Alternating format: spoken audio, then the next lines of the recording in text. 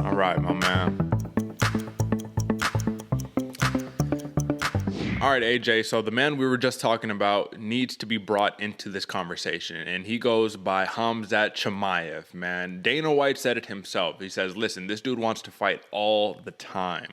This dude wants to, basically be that killer that a Kevin Holland was, but on a big-time, prime-time level. And he says it's a little hard to do it when you're in the top 10, which is obvious, right? Once you get in that top 15, top 10, those fights start slowing down. You get the bigger names, you get the longer training camps. We already know how it goes.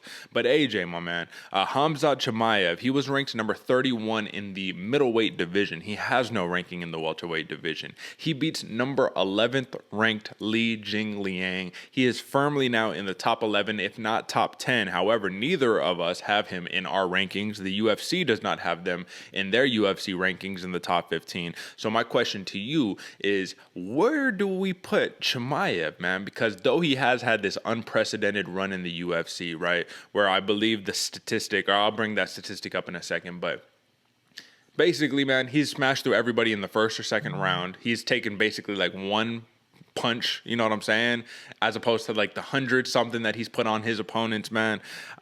Do you think he is, like, obviously he's legit. Obviously this dude is special. Obviously he's McGregor-esque, right?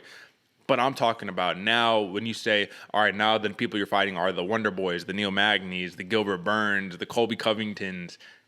Is he that same animal? Is he that same monster as these guys that we're talking about? Because these are some of the best to do it in the world. What do you think? Where are you putting him, man? Is he in your top 10, top 8? What are we thinking?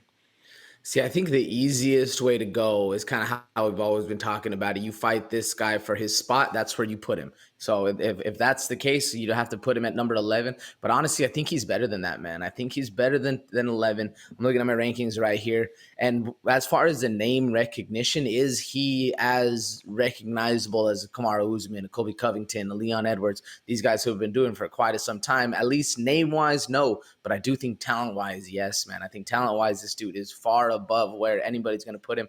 I'm thinking, honestly, man, there needs to be some shuffling around going in mine, but I'm thinking right around that 5-6 mark. This dude is a killer. Like, he's legit, and I think if we don't face him with somebody above that, it's almost a detriment to that person. Like, it's just we're sending a lamb to slaughter. And we need to be thinking about how this dude needs to be fighting up there, man. We need to put him against somebody who's actually able to defend himself well. And I'm thinking around that 5-6 mark, to be honest. We'll see. It gets real. The hard part is it gets real packed with the people who have done so much for so long, but haven't done too much recently. At least in my 5, 6, 7 with Stephen Thompson, Jorge Masvidal, Leon Edwards. They've had a little bit, but especially talking about Stephen Thompson, he hasn't just had a good fight in, I don't know, maybe a couple months, which is crazy to say. It's you think it's a long time, but it's really only a couple months. So what do you think? Where are you putting him, Derek? Well, listen, man, I think that he can firmly go somewhere in between number 11 and number 8 for me. When I heard Dana White say he's going in the top 10, that's what he said. Those were his words, right? I was like, okay, that's interesting, because for the UFC, their top 10 consists of, at 10, Jeff Neal, so I'm going from 10 to 1, Jeff Neal, Bilal Muhammad, Neil Magny, Michael Chiesa, Jorge Masvidal, Wonderboy Thompson, Luque, Leon Edwards, Gilbert Burns, Colby Covington, right? So if he belongs in that tier of fighters, that's very telling coming from the boss himself. But this is what I need to say, AJ. I just want to go new. I want to go kind of one by one. I want to ask back and forth, like, where do you think, who stacks up a little bit better? Do you think that right now Khamzat Chimaev deserves to be above Jeff Neal in the rankings? Yes. Do you believe that right now Khamzat belongs above Jorge Masvidal in the rankings? That's a hard one, man. I'd say yes, and actually on mine I have him at 4, and I'm probably gonna move Jorge down to number 6, number 7, and move Hamza somewhere up there. So, because if you look at it, right, we have these big names. Even the Nate Diaz's, who really he probably should be ranked if Jorge Masvidal is ranked, because these are dudes who are dropping a lot of fights in their last, 5. Conor McGregor as well, even though he's not in the welterweight division, but nonetheless. Okay, the last one that I have here, AJ, because I think this is just a little bit interesting. Do you think that he should be above Bilal Muhammad in the rankings?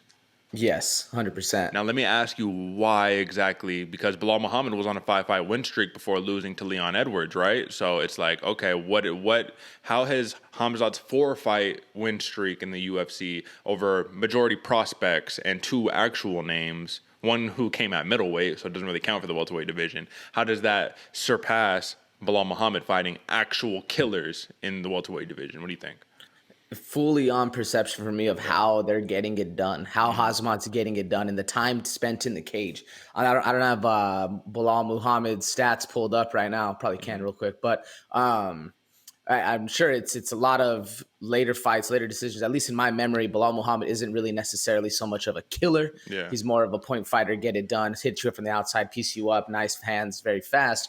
Whereas Khamzat Chimaev is just rip your heart out, eat your blood, you know? Okay, so I'm understanding. And Bilal Muhammad is absolutely a killer, but yes, he does get it done by decision. But I feel what you're saying. So it sounds to me that you're saying, well, if Khamzat is going to come out here, he's going to literally smash everybody. You know what I mean? He's going to make it look easy. He's going to sun these people. Well, then he deserves a higher spot in the ranking because it's about like style points, right? You know what I mean? You could do a layup, or you could be Michael Jordan and do the Air Jordan dunk. You feel me? It's like it's different. Like if Michael Jordan just did a layup, he probably wouldn't have his logo everywhere. You know what I mean? So, it's one of those things, man. So, okay, that's interesting. So that goes to show, folks, that he, I guess, will be in the top 10 of both of our rankings. Where? That is yet to be seen. Tune in on Tuesday. Hit us up at the website, bloodywaterpodcast.com, to see our rankings. Come Tuesday, they will be freshly updated for you good folks.